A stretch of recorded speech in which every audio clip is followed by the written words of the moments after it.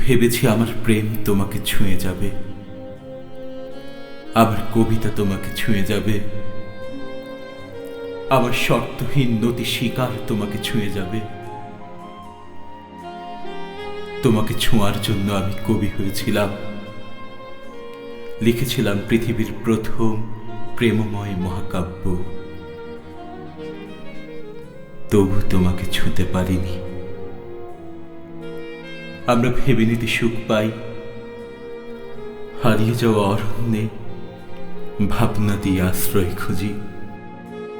তুমি নিজেকে উজাড় করেছিলে কলঙ্কের ভয়ে, ভালোবাসা নয়।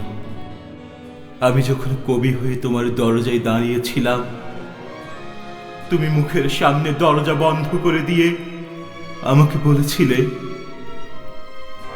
আর এসো না। কতবার যে আমি ভিখারির মতো কড়া নেড়েছি সেই রুদ্ধ দ্বারে, তবু তুমি দরজা খোলনি।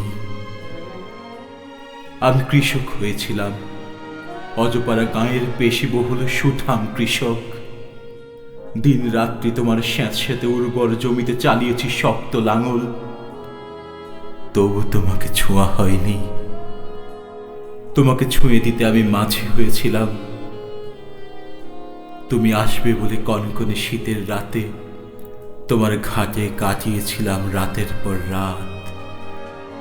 পার হতে যাওয়া কত শত উদগ্র যাত্রীর প্রলোভন অগ্রাহ্য করেছি। তুমি তা জানো না, কখনো হয়তো জানা হবে না। কবিকে হত্যা করে যখন পুরুষ হয়েছি, সব সত্য ভুলে যখন শিখেছি মিথ্যাচার, তখন তুমি ও তোমরা সবই হয়েছ কর্তৃত্বের দাস। পুরুষ হলে তোমাকে কালে ভদ্রে পাওয়া যায়, ছোঁয়া যায়, কবির জন্য থেকে যায় শুধু অবহেলা।